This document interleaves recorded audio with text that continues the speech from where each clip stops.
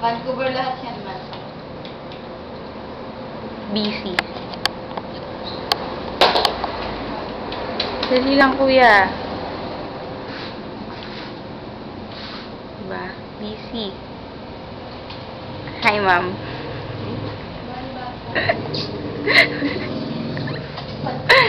Say hi, Kuya Rod. Hi. Yan. Sige, mag-hi ka. Gumalaw ka, sumayaw ka, and everything. O, diba? Tapos yung ang gate niya, ang gateway niya to go.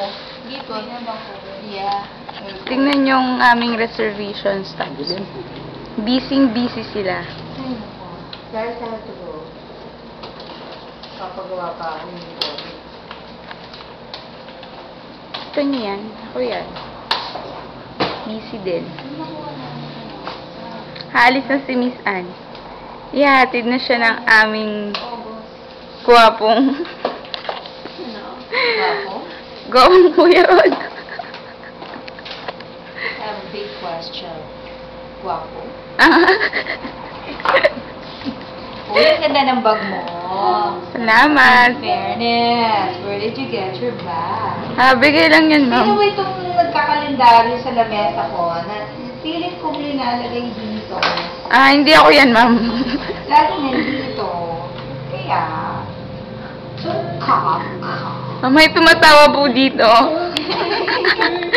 Halatang guilty. Guilty. Ma'am, hindi po ako. Ma'am, hindi po ako.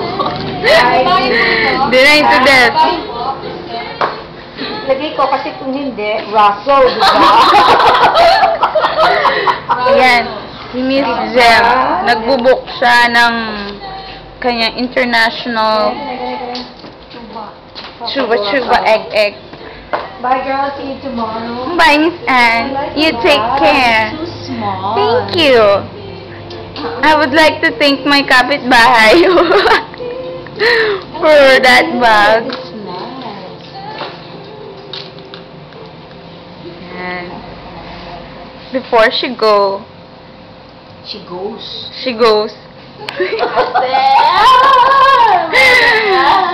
Stand corrected. Wag mo lang Thank you. yan. English na talaga.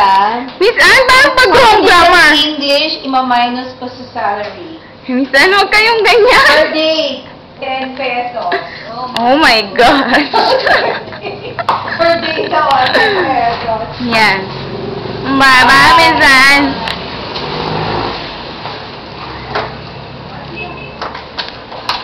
I guess I should stop you. But how? Hindi nag-i-start? Stop? Ha? Hindi nag-i-start? No,